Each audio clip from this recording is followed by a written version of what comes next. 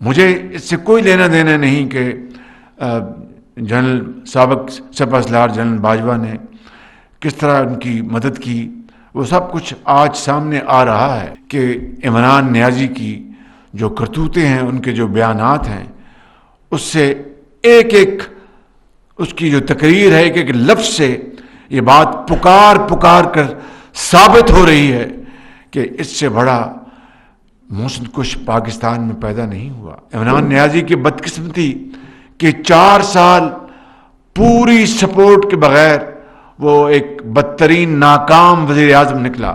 بدقسمتی یہ ہے کہ پچھلی حکومت نے باقی تمام معاملات میں جس طرح ایک مجرمانہ غفلت کی، اسی طرح گیس اور بجلی کے منصوبوں میں بدترین غفلت کی۔ اور جب کووڈ آیا تھا اس وقت گیس مارکیٹ میں $2 $3 پر یونٹ ملتی تھی۔ یہ شخص ٹانگ پہ ٹانگ رکھ کر بیٹھا رہا، اس کو پاکستان کے عوام سے کوئی لگاؤ نہیں تھا، کوئی سروکار نہیں تھا۔ اگر ہوتا تو پھر یہ انتقامی کارروائیاں چھوڑ کے گالی گلوچ کا بازار جو اس نے گرم کیا تھا اس کو چھوڑ کر دشنام ترازی اور ظلم اور زیادتی کو چھوڑ کر وہ عوام کی خدمت کے منصوبے لگاتا۔ میرے بزرگوں، بھائیوں اور نوجوان ساتھیوں، آج عمران خان عوام کو ہر طرح کا معاملہ پیش وہ بتا رہا ہے، ایک چیز اس کی جھولی میں نہیں، اس کی قسمت میں نہیں ہے کہ وہ عوام کو 22 کروڑ عوام کو یہ بتانے سے قاصر ہے کہ میں نے کے پی میں، ہزارہ میں، سندھ میں، بلوچستان میں اور گلگت بلتستان میں اور آزاد کشمیر میں ایک اینٹ عوامی ترقی کی نہیں لگائی۔ باقی گالی گلوچ کا اس کا کوئی مقابلہ نہیں۔ بدقسمتی کہ اس نے پاکستان کے معاشرے کو تباہ کر دیا، پاکستان کے معاش کو تباہ کر دیا، پاکستان کے سماج کو تباہ کر دیا۔ اور یہ دیکھیے کہ یہ میں نے کہا تھا چند ماہ پہلے، یہ زیادہ دور کی بات نہیں ہے، میں نے کہا تھا اور بڑا سوچ سمجھ کے کہا تھا کہ میں نے اپنی زندگی میں اس سے بڑا منافق اور محسن کش اور ناشکرہ انسان، بے دیدہ انسان نہیں دیکھا۔ اب آپ دیکھیں کہ وہ بات، کاش کہ یہ میری بات سچ ثابت نہ ہوتی، لیکن آپ خود دیکھیں کہ عمران نیازی کی جو کرتوتیں ہیں، ان کے جو بیانات ہیں، اس سے ایک ایک اس کی جو تقریر ہے، ایک ایک لفظ سے یہ بات پکار کر ثابت ہو رہی ہے کہ اس سے بڑا محسن کش پاکستان میں پیدا نہیں ہوا۔ وہ مجھے اس سے کوئی لینا دینا نہیں کہ جنرل سابق سپہ سالار جنرل باجوہ نے کس طرح ان کی مدد کی، وہ سب کچھ آج سامنے آ رہا ہے۔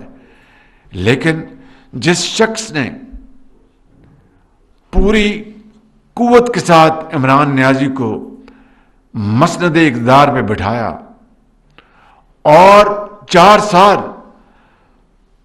افواج پاکستان کا پورا ادارہ، تمام قوت اور صلاحیتیں جھونک دیں کہ عمران نیازی کسی طریقے سے کامیاب ہو جائے، اور یقیناً ان کا خیال تھا کہ اس سے پاکستان آگے بڑھے، پاکستان ترقی کرے، کہ جو بھی وجوہات تھیں، لیکن اس ادارے نے تمام کاوشیں جو ہیں وہ جھونک دیں کہ عمران نیازی کامیاب ہو اور اس کے ذریعے پاکستان ترقی کے سفر پہ آگے بڑھے۔ عمران نیازی کی بدقسمتی کہ 4 سال پوری سپورٹ کے بغیر وہ ایک بدترین ناکام وزیر اعظم نکلا، اور جو لوگ جنہوں نے اس کو مسند اقتدار پر بٹھایا آج کس طرح کے کبھی ان کے اوپر الزام تراشی کر رہا ہے۔ یہ ہے وہ بات، اور اللہ تعالیٰ کا بھی حکم ہے کہ اگر آپ یعنی انسانوں کے آپ شکر گزار نہیں تو میرا آپ کس طرح شکر ادا کر سکتے ہیں. یہ قرآن اللہ تعالیٰ فرماتا ہے.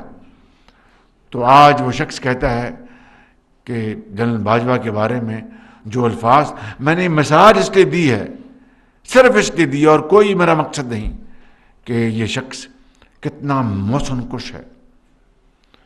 اگر کوئی کسی کے اوپر کوئی چھوٹا سا احسان کرے، کوئی چھوٹا سا احسان کرے، تو وہ جناب، وہ اگر کوئی شخص واقعی وہ انسان ہو تو اس کے اوپر نظریں نہیں اٹھتی.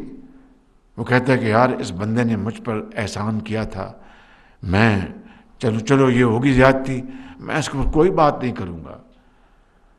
یہ ایک دنیا کا نظام ہے. مہذب معاشروں میں یہی وہ ویلیوز ہیں، اقدار ہیں کہ آپ ایک دوسرے کی عزت کریں، محبت سے پیش آئیں.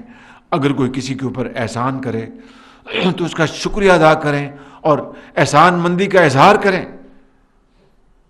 اس کی ایک نہیں، کروڑوں اربوں مثالیں دی جا سکتی ہیں. تاریخ کے اوراق صدیوں سے بھرے پڑے ہیں کہ کوئی کسی کے اوپر چھوٹا سا بھی مہربانی کرے تو جو ایک انسان ہوتا ہے وہ کبھی نظریں اونچی نہیں کرتا اور کہتا ہے کہ میں آپ کا شکر گزار ہوں.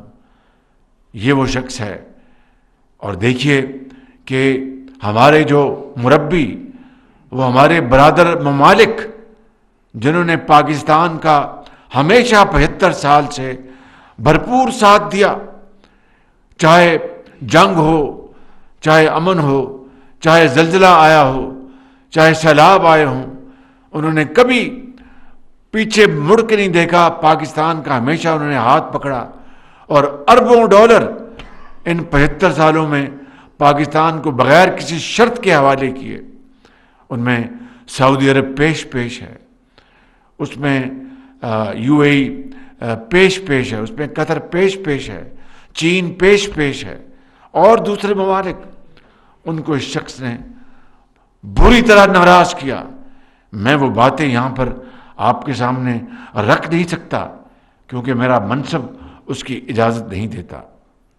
میری جو یہ ذمہ داری ہے اس کا تقاضا ہے کہ یہ راز میرے دل میں رہیں. قبر تک میں ان رازوں کو راز بنا کے رکھوں، اس لیے کہ وہ ہمارے بڑے مربی اور دوست ممالک ہیں. اگر ذرا سی میں بات کر دوں تو آپ یقین کریں کہ آپ اپنے دانتوں سے انگلیاں آپ کاٹیں گے کہ اتنا اس شخص نے پاکستان کے دوستوں کو ناراض کیا اور ان کو دور کیا.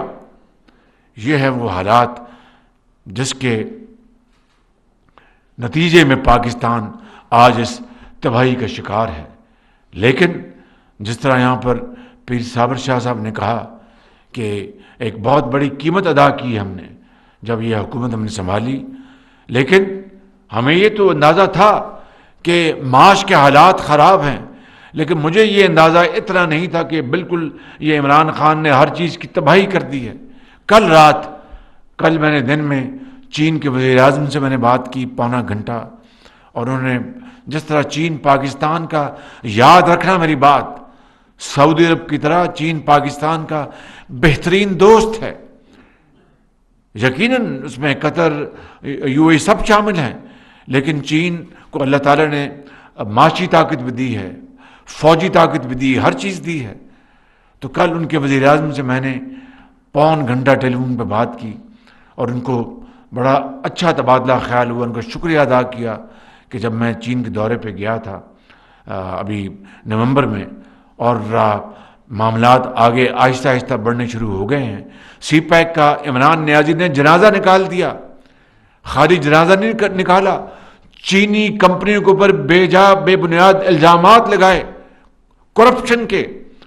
تو مجھے بتائیں کہ ایک ملک، آپ کے ملک میں 30 ارب ڈالر کی سرمایہ کاری کر، 30 ارب ڈالر کی سرمایہ کاری کرے، اور اس کے نتیجے میں بجائے اس کا شکریہ ادا کرنے کے کہ آپ ان کے اوپر الزامات لگائیں.